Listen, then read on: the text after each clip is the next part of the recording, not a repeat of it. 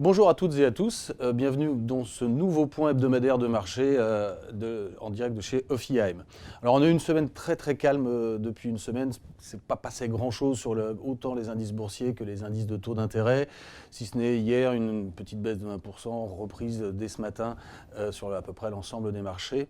Alors où en est-on et que dire maintenant après un début d'année où on a troisième semaine? Tout d'abord sur le front sanitaire. L'incertitude reste de mise. On sent bien que les marchés se sont propulsés après la mise en place des vaccins et leur efficacité.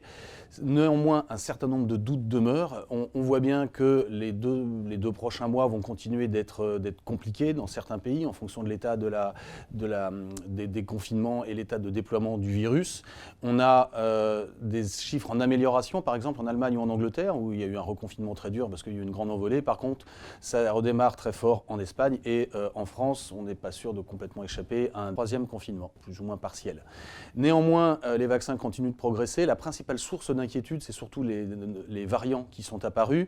Donc Pfizer a annoncé que son vaccin était immunisé contre le variant britannique. Moderna vient d'annoncer ce matin que son vaccin serait également utile contre le variant anglais et le variant sud-africain. On n'a pas d'informations sur le variant sud-brésilien.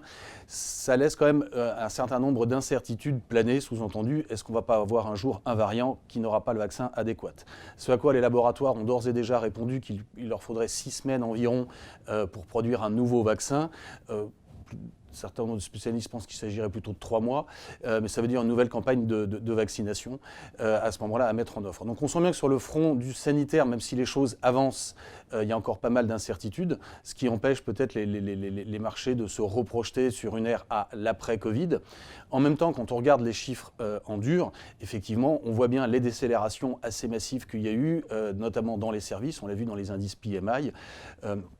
Que ce soit aux États-Unis comme en Europe, l'Allemagne venant par exemple de réviser sa croissance pour 2021 de 4,5 à 3%. On peut peut-être encore attendre des révisions à la baisse.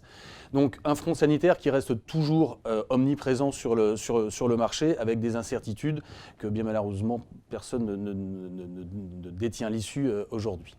Sur le front politique et économique, partons plutôt des bonnes nouvelles. Aux États-Unis tout d'abord, Joe Biden a annoncé un plan massif de soutien à l'économie de 1 900 milliards. Ça, c'est plutôt une bonne nouvelle. Il avait déjà sans doute une bonne part dans les marchés. Maintenant, il va falloir qu'il le passe à l'Assemblée. Donc, il a une majorité très ric-rac au Sénat, un petit peu plus chez les députés. Néanmoins, il aurait besoin de 60 sénateurs, donc Chuck Schumer et le leader républicain sont en train d'essayer de trouver un accord. Si jamais il n'y arrivait pas, il y aura une procédure de réconciliation qui permettrait sans doute de passer l'essentiel des mesures du plan de soutien.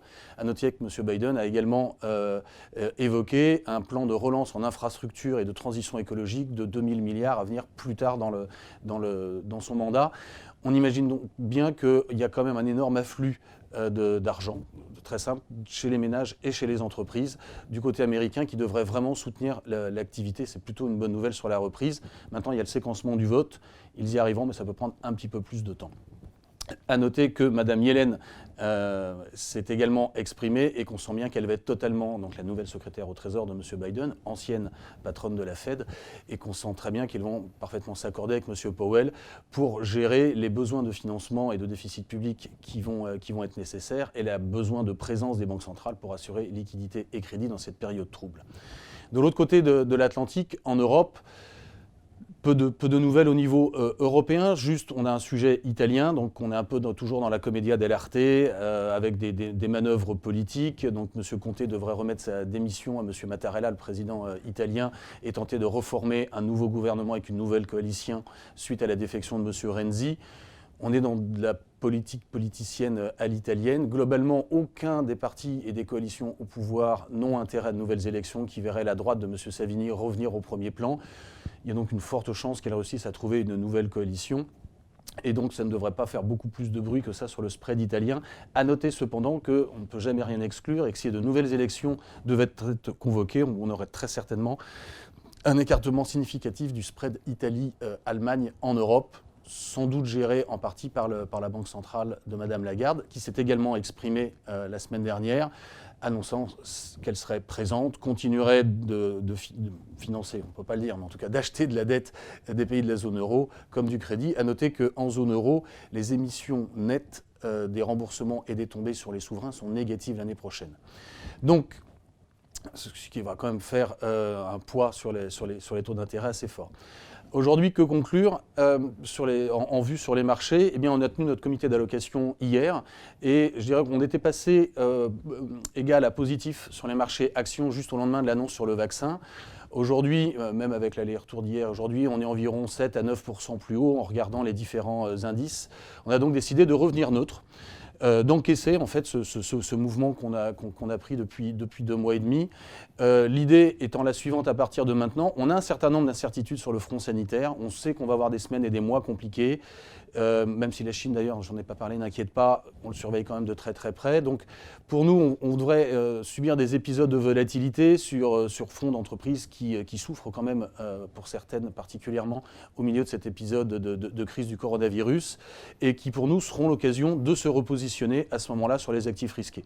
Donc on a fait un beau trajet, on l'encaisse, et aujourd'hui, en cas de trou d'air notamment induit sur le front sanitaire, l'occasion de se repositionner à la fois sur les actions, mais également sur le crédit, en particulier à yield, qui souffrira sans doute par sympathie avec les sanctions si cela devait arriver. Et donc, vu les besoins de rendement, ce serait intéressant d'en profiter, de se repositionner. Sur le front des taux d'intérêt, depuis l'envolée un peu des taux d'intérêt américains gérés par la Fed et puis après globalement calmés par le niveau absolu et les incertitudes sanitaires, pas vraiment d'inquiétude à ce jour. Ça reste toujours une forme d'inquiétude, mais il faudrait quand même plus de vent clair sur le redémarrage pour que les marchés imaginent anticiper de l'inflation. Et on sait que la Banque centrale est là et qu'elle veillera au grain.